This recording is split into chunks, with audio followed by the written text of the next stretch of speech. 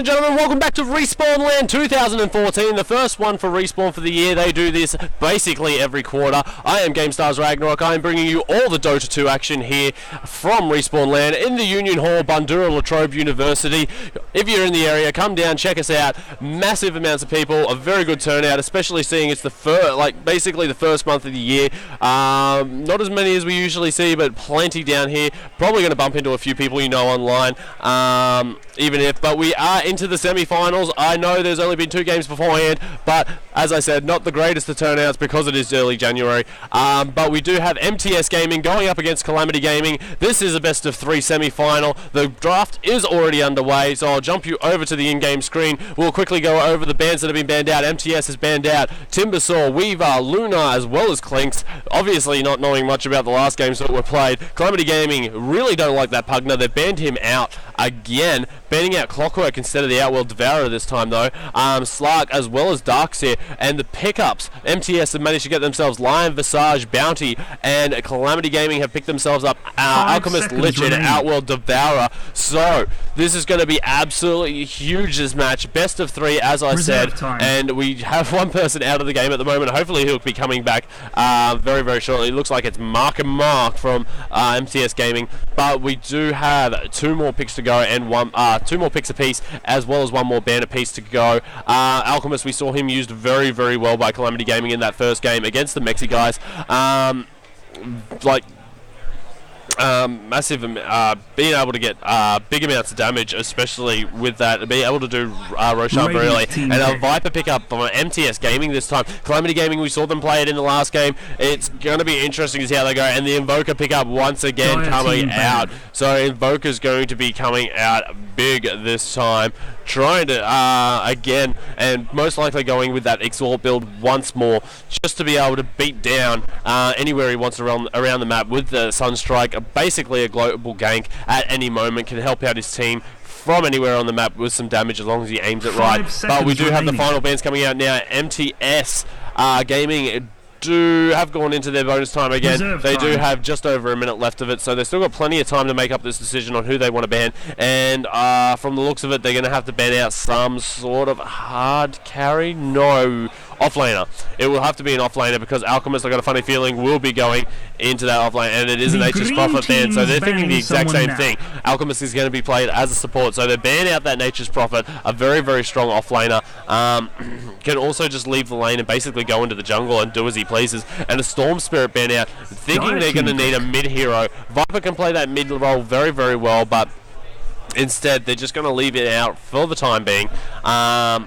Don't want that Storm Spirit to be seen in the mid lane. As I said, Calamity Gaming in the last game, Calamity Gaming played it in the very first game they played against the Mexi guys. Played it very, very well as well against an Invoker, and was able to pick him off quite a few times with the roaming Alchemist as well as the Disruptor. So final pickups coming up now. 10 seconds left of normal time, 55 seconds of bonus time. MTS Gaming have to make this decision. And there's going to be a puck for the mid lane, so we're going to see a Viper farming on the safe lane, or maybe it might be a tri lane with a line of Visage. They can get very aggressive on the off lane as well. Bounty Hunter to farm up on the other lane alone. A puck for the mid. And now it's all down to what Calamity Gaming want to do. They've got 2 very, very strong intelligence heroes with their Outworld Devourer as well as the Invoker. And now coming up for their final pick. 10 seconds left of normal time. They've got 1 minute 40 seconds left of bonus time, so they can take all the time in the world to make this pick. I really hope they don't, because I'll get very bored. And it's going to be a Magnus. So they've got 3 possible mid-heroes, and I wonder if there's going to be an off-lane Magnus, just to go back to the old school days, or maybe they might throw him down on the safe lane just to try and be sure. But it's going to be interesting to see exactly where these lanes go. As I said, MTS Gaming can get very, very aggressive on their off lane with those heroes that they've got. They've got the slower Viper, Visage with his slow Grave Chill, as well as the Lion Stun and the Hex. So a lot of slow and a bit of stun coming out as well. Whereas you've just got absolutely rickroll. 3 intelligence heroes going on MTS Gaming side, so Outworld Devourer is going to be very, very well in his prime to be able to gank off quite a few of those, especially when he gets Eclipse up, and the intelligence difference is just going to smash down right on top. Astral Imprisonment, it's going to screw around with the puck if he goes into the mid lane, being able to knock down that puck's intelligence. Puck really doesn't have good base damage to start with, so if you start getting rid of that intelligence, it screws with his base damage quite a lot as well, so it was going to make it hard. But going through the teams, we have Infinity, used to be played for, proudly sponsored by Centrelink, going to be playing on that Lich. We do have Adolf Hitler, he's going to be playing on the Outworld Devourer, so that's going to be our farming lane Outworld. We do have Vilam Pose, he's going to be playing on that Alchemist as a support. We do have XYZ. He is playing the Invoker. Played a very good Invoker in the last game in the mid lane. And then we have 1327. He is going Home of the Gods. He is going to be taking up that Magnus, most likely an offlane Magnus. So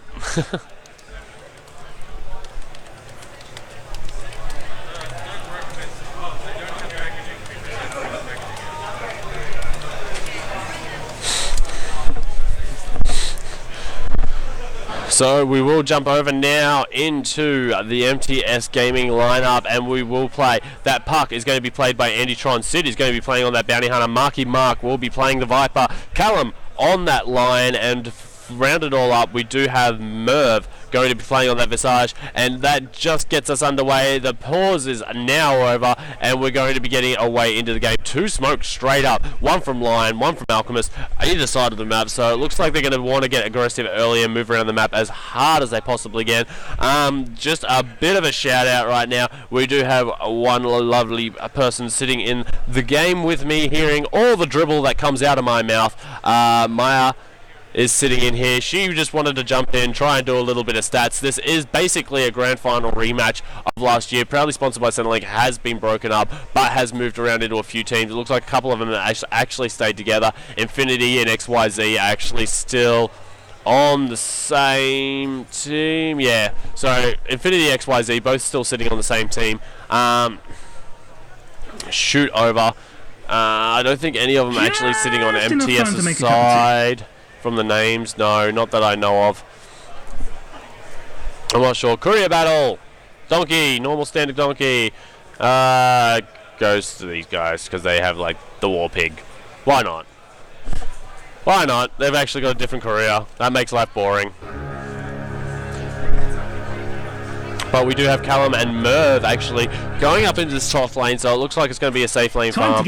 Coming out for the Viper. Viper's hanging around. It looks like he's looking for the rune, but the rune will spawn on bottom lane. It will be an illusion rune. And we do have down here, we do have the Alchemist as well as the Outworld Devourer going down onto the bottom lane. So it's going to be a 2-1-2 here from Calamity Gaming. Infinity's going up with the Magnus. Give him a bit of support early on, probably until he gets maybe 3 levels up in Shockwave.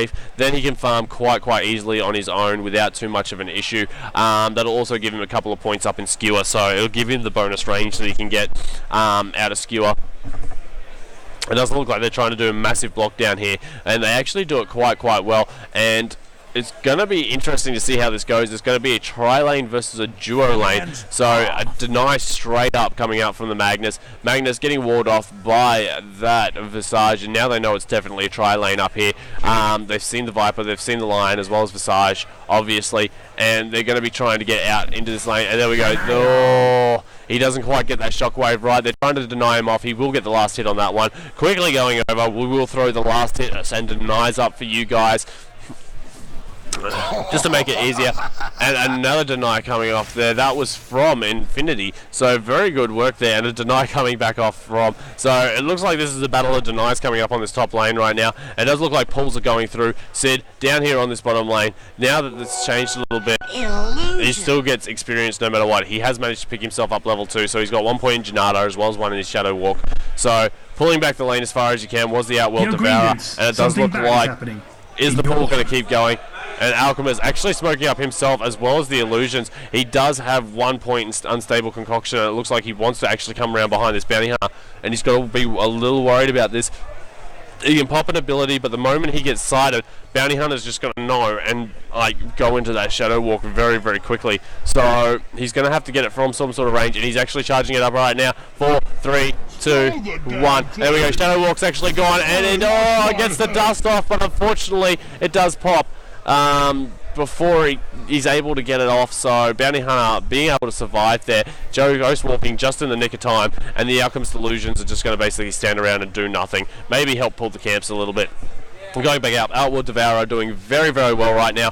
9 for 2. Middle lane, we haven't really checked that out yet with the Puck. We do have Puck, she's sitting on 7 for 4, but Invoker 6 for 5 as well. Puck managed to get up to 9 now, but Invoker's still got this creep wave to come through, so he can catch up very, very easily as long as he can last hit correctly under his tower. And he's got enough damage now, he's got enough points, 2 points in Wex as well as 1 Blade of Clarity, so he's going to be able to last it. No, actually misses one there, so it's still not that far behind. He does have the extra deny. He is going to pop out a Forge Spirit very early on here, just to basically go scouting for the runes. There is a regen rune up at top lane. Will he go to get it, or will he just get the Forge Spirit to deny it off? We do have a courier coming in. It doesn't have a bottle, so there we go, and it does look like who's going up to get it. Magnus is actually going up with the bottle to get the regeneration rune. This is very, very good for the top lane right now, because Magnus can go in, basically blow everything, take quite a bit of damage, and as long as Lich supports very, very well, he's going to be able to get out of that quite easily. So it's going alright. The pull's actually been going on here as well, and it looks like Sid's actually being able to pick up a couple of these last hits going through. And here we go, we do have Alchemist now. He's going to come in, he's actually going to last hit, but the experience is still getting split between them, because that's just the way it is now. And it does look like he does get one auto attack off on the Bounty Hunter. Does have one more dust kit in his little inventory, but Outworld's nowhere near it, so no point in Outworld doing that. Has got one in his Arcane Orb, one in Essence Aura, as well as Astral Imprisonment, which is a little unusual. Usually you don't see Arcane Orb picked up until a bit later. Usually you max out the Astral Imprisonment as well as the Essence Aura and try and basically just steal as much as you can, especially someone like a Bounty Hunter who has base stats of 325 mana. If you get that Essence Shift, Astral Imprisonment off very, very consistently, it's going to take away quite a bit of his mana, and he's not going to be able to do much. But the mech is coming out. You see the buckler's already been made by the Outworld, so he's going to be picking up that early mech. It does look like we're going to be going for a little bit of a wander through the jungle. It looks like Infinity wants to try and pull creeps out, but it's not going to really work because, they're already being pulled too far up, and they're focusing on the other towers creeps anyway. So how is this Magnus doing? He has managed to pick himself up 10 last hits.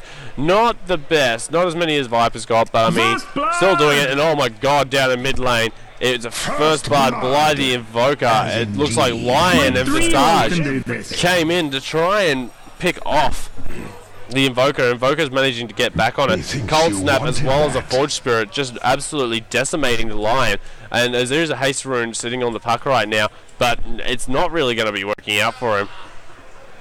Unfortunately for the Invoker there. First blood going to the Invoker, and that's not who you really want to feed up very early on. He's already got phase boots, he's got himself a Tango, and most likely going into that Yule Scepter once again, because someone like Puck just throw him up into the air and he can't do much. And Magnus managing to pick up that Lion again, trying to come back in, and they do have a ward down there. And I'm not expecting this because this is a tri-lane. It looks like Magnus, 2 points only in Shockwave. He really needs another one if he wants to be able to get up there. And it does look like, there we go, we do have the thing. And is he in range for a stun? Yes, he is. He has managed to get it, and another kill to the Magnus right there with a brilliant Shockwave coming out.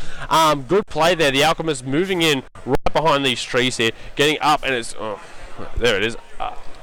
If I can actually do it properly, up and in here as close as he possibly can, and able to throw it over the wall with just the vision. So it's great work, and the Shockwave, Magnus knowing how far he could throw that out, just being able to do it. Magnus very close to Mana Boots now, which is going to help him and Lich out quite a lot. And moving down to the bottom lane, it will be the Puck picking himself up an Illusion Rune, but the Forge Spirit right on his tail.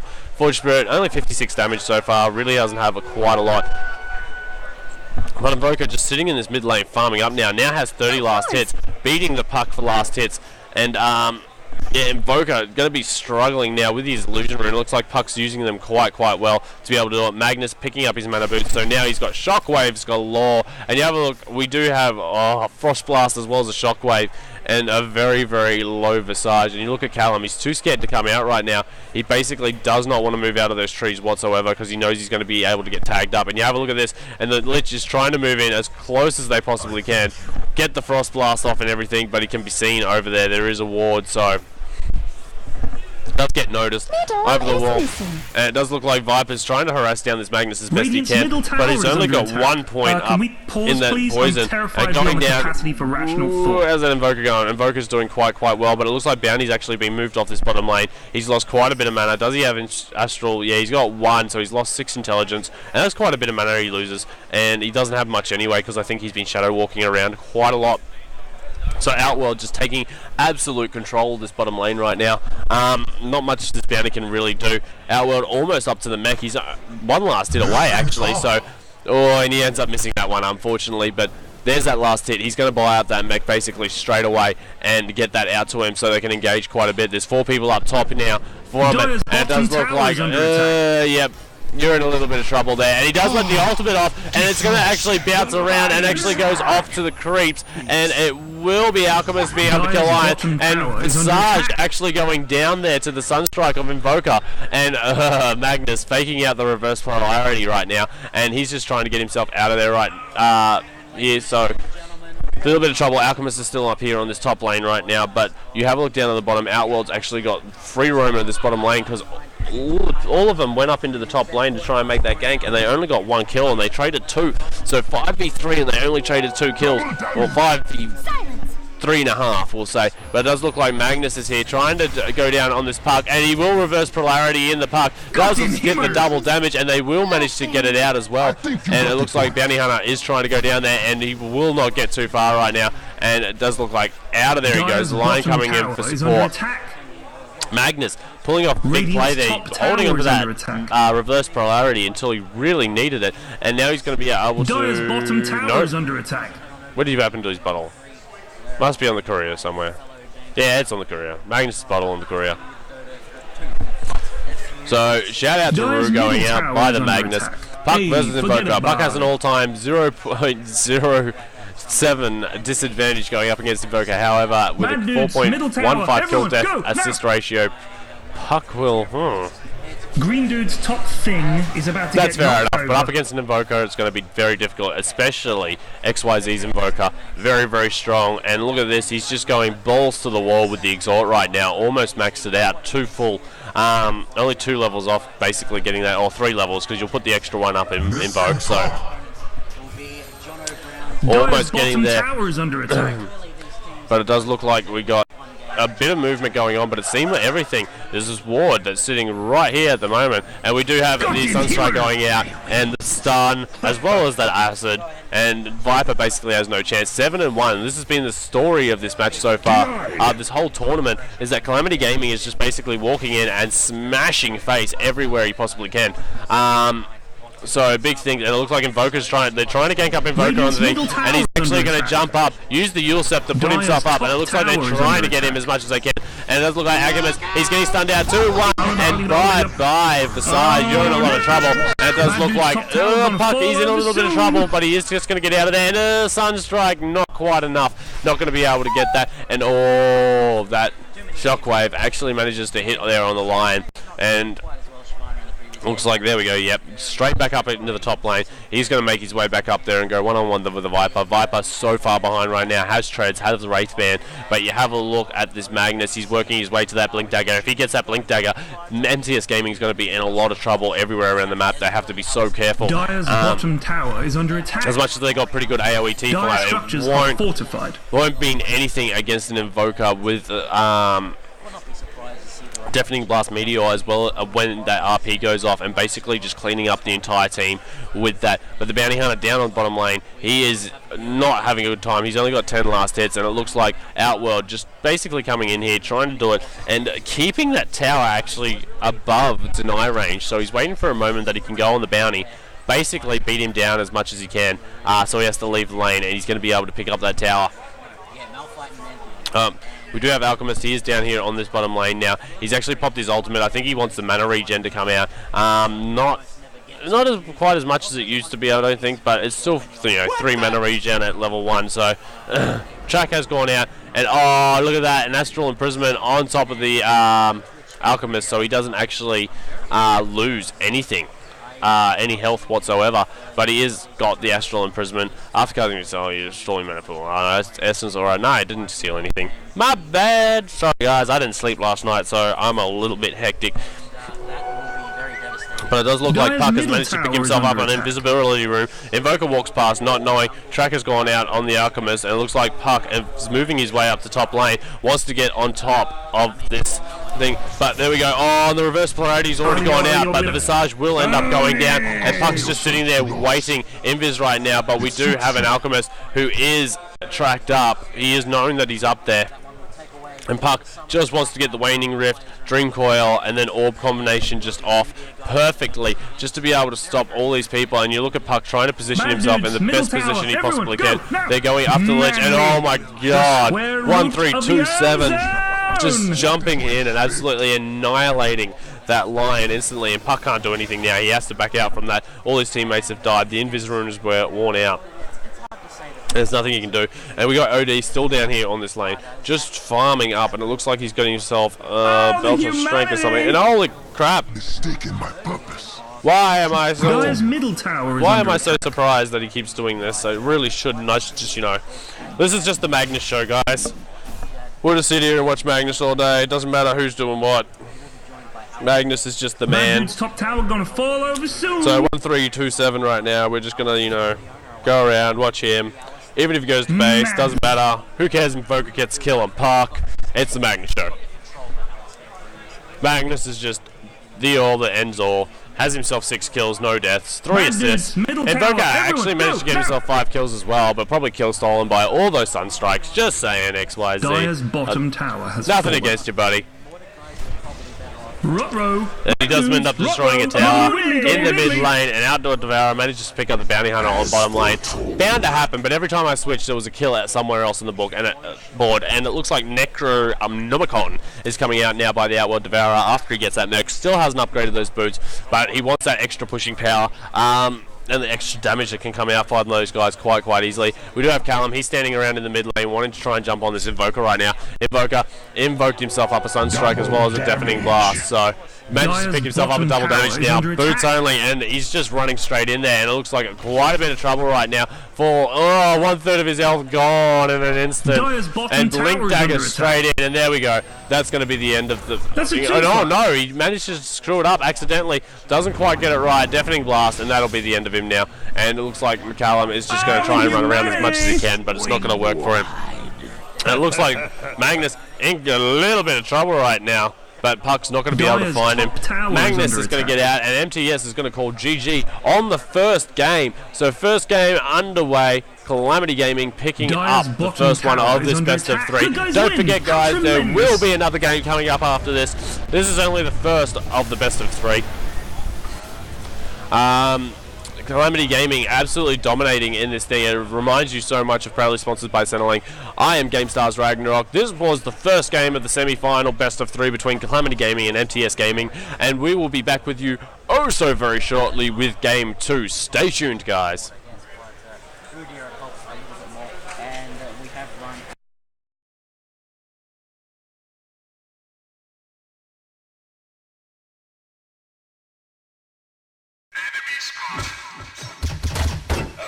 Congratulations, you are now a fully trained counter-terrorist operative.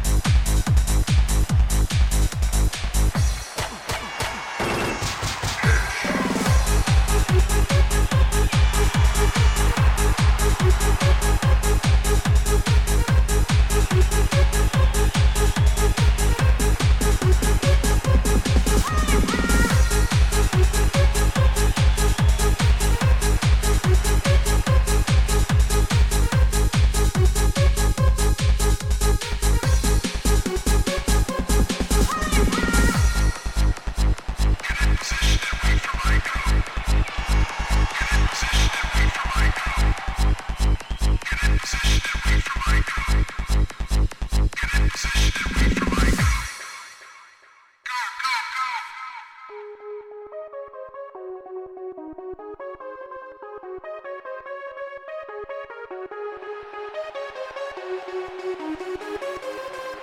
get the hell out of here.